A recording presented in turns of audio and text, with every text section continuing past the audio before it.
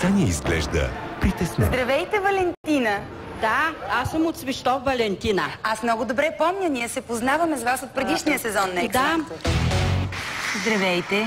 2 години по-рано. Как се казвате? Валентина Тошева. Знаете ли какво представлява X-Factor?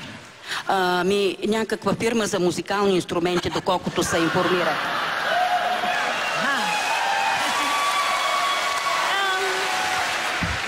Здравейте, аз ви познавам.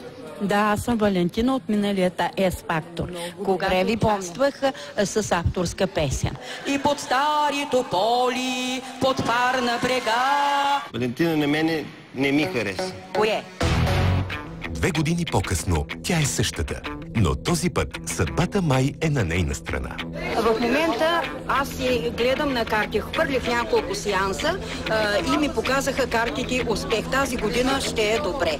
Много малко се получава разминаване. Вие сте интернет звезда, не знам дали знаете. Това прави ли щастлива? Да. Аз разбрах, че вие сте си гледали на карти. Да. Така, какво видяхте, Валентина? Видях, че много по-добре ще бъде, колкото миналия път. Колкото миналия път или много по-добре? По-добре от миналия път. Чудесно. Подготвена ли сте за това? Приготвих се. 2 песни, идеално ги репетирах. Продължавате ли да пишете авторска музика? Сега малко съм поспряла, обърнала съм внимание на тези социални песни, които предимно се харесват от хората. Просто някакси авторските песни за тях са отживелица. Преди всичко социалните теми много им се харесва. И аз това е, което си харесва на хората. Точно така. Усещате публиката и тя ви усеща. И най-ми харесват тези песни за сега. Чудесно. Слушаме ви, заповядайте. Да почвам, нали? Започвай. Супер абонати, само тарикати, лъскави магнати, охле, охлей, алелей пак, лелелей пак, лелелей пак. Всички са на Сен-Тропе, други на Малдивите, в Дубай пък третите. Ах, лелелей, ах, лелелей, алелей па. Моля да застанете на подношение.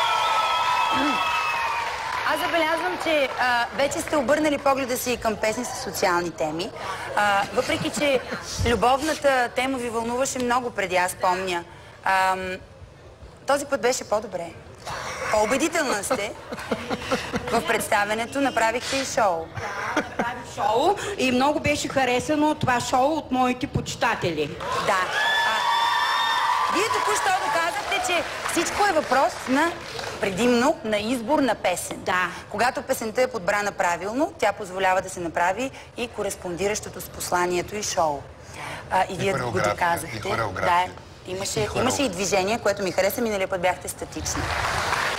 Валентина, аз изпитвам естествено уважение към възрастта ви. Обаче, вие днес, според мен, трябва да си обещаете, а да ни обещаете и на нас, че никога, ама никога няма повече да се явявате на тази сцена, защото това, което видяхме днес, няма нищо общо с X-Factor. Респект към възрастта и желанието. Значи да продължавам, нали? За следващия път. Аз така го разбирам. Предлагам ви да гласуваме? Да, да. Не от мен за сцената на X-Factor. Много, много голямо не. Категорично не и от мен. Валентина, аз ще ви дам моето голямо да. Защото се възхищавам. Много се радвам. На това, че вие много вярвате в собствения си свят. Тук. Моля? Искам да се виждам и винаги тук. Да работя за X-Factor. Благодаря ви за това участие. Всичко добро. 2 години по-късно Валентина наистина беше по-добре, но